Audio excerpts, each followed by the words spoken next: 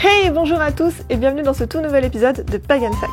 Nous allons continuer à étudier la Wicca ensemble. C'est notre troisième vidéo, mais si vous n'avez pas vu les deux autres, c'est pas très grave, vous pouvez rattraper après, il y aura les liens. Aujourd'hui, nous allons voir les différents courants de la Wicca ainsi que ses principes fondamentaux. Vous êtes prêts? Alors c'est parti!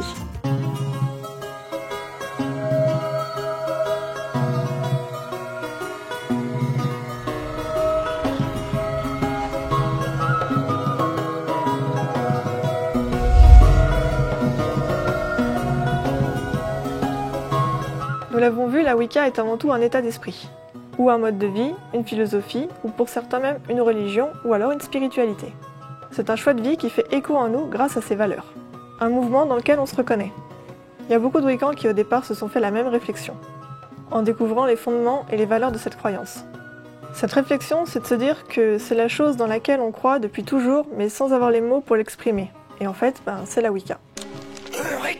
Mais il existe différentes branches de Wicca. En premier lieu, il y a la Wicca gardnerienne, fondée par Gerald Gardner. Elle est la base de toutes les autres. Je ne vais pas revenir dessus en détail parce qu'on a déjà tout expliqué dans la vidéo sur Gardner, donc si ça vous intéresse, on remet le lien dans la description. Cette Wicca fondamentale est celle qu'on appelle aujourd'hui la Wicca traditionnaliste. Il y a ensuite la Wicca alexandrienne. C'est la descendante directe du gardnerisme. Elle fut créée par un couple d'occultistes britanniques, Maxine et Alex Sanders. En fait, ils ont repris les bases pour en faire découler une forme plus accessible et plus libre. Vient ensuite la Wicca éclectique, qui est la forme la plus libre de la Wicca, mais aussi la plus en vogue et la plus controversée actuellement. Les traditionalistes ne veulent parfois même pas la reconnaître, tout comme son fondateur Scott Cunningham, qui peut être renié par certains, alors qu'il est un véritable messie pour d'autres. Pas mal de nos contemporains ont découvert la Wicca grâce à Scott Cunningham, et je pense que ces ouvrages sont une porte d'entrée dans la Wicca. Après, tout bon Wiccan qui se respecte sait qu'un des fondamentaux de cette pratique, c'est l'enrichissement culturel, l'accumulation des savoirs. Donc, ne pas s'arrêter aux lectures d'un Cunningham ou même d'un Gardner, mais de lire tout ce qui se présente pour se créer son opinion personnelle. I checked this out weeks ago. Forbidden light reading. This is light.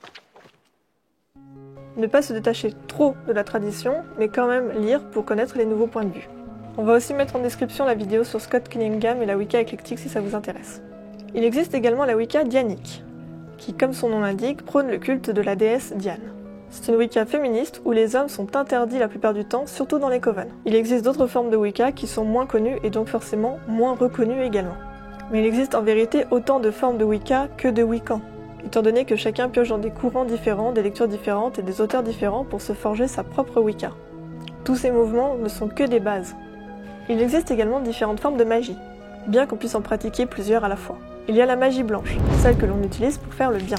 C'est une magie emplie de bienveillance. Elle utilise l'invocation des forces supérieures de la nature ainsi que des flux magnétiques.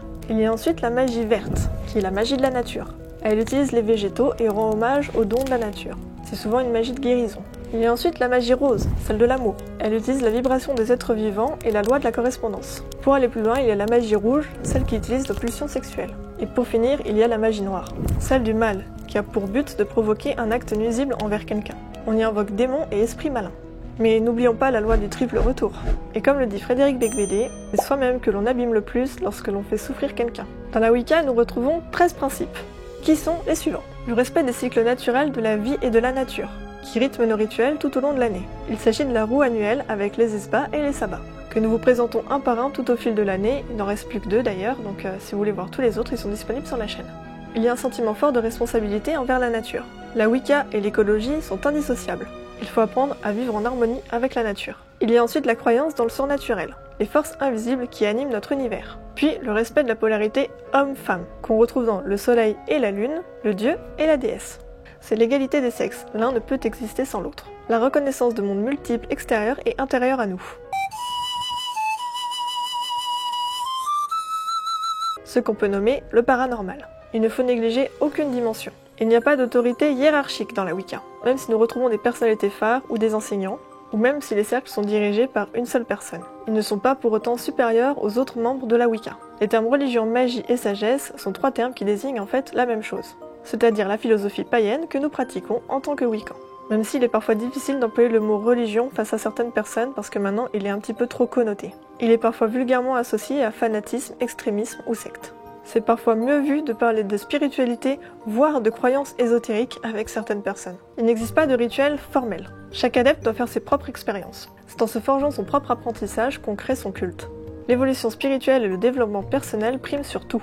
La Wicca, c'est avant tout une envie d'apprendre, de comment fonctionne l'univers, qu'on peut trouver sa place en son sein. A contrario des grands monothéistes, on ne croit pas en l'existence d'une seule et unique voie. Et c'est bien là même le seul reproche qu'on a le droit de leur faire. Ne pas laisser la liberté de culte et de pratique à ses adeptes. Ne pas leur laisser en fait une chance d'avoir la curiosité d'aller voir ailleurs. Alors qu'un Wiccan, s'il a envie de prier des divinités vikings, grand bien lui fasse, c'est son choix. Le futur. Même si nous n'oublierons jamais. J'aime beaucoup cette phrase. Ensuite, aucune représentation du mal absolu n'est reconnue. Tout n'est pas noir ou blanc, bien ou mal. Il y a un peu d'ombre et de lumière en chacun de nous et en chacun des éléments qui nous entourent. Donc des créatures telles que Satan. Nous ne cherchons pas la souffrance et nous ne reconnaissons pas la mortification. Et pour finir, nous devons puiser dans la nature ce qui contribue à notre santé et à notre bien-être. Être en harmonie et en pleine conscience des dons merveilleux que nous offre la nature. Voilà, vous en savez un petit peu plus sur la Wicca, j'espère que cette vidéo vous a plu. Si c'est le cas, n'oubliez pas de partager, de laisser des pouces, des commentaires parce que c'est ce qui nous aide vraiment à nous développer sur YouTube. Et si vous n'avez pas vu les 2 précédentes vidéos, il y aura les liens juste après ou alors dans la description. Et on se retrouve très vite pour de nouveaux Pagan Facts. Salut!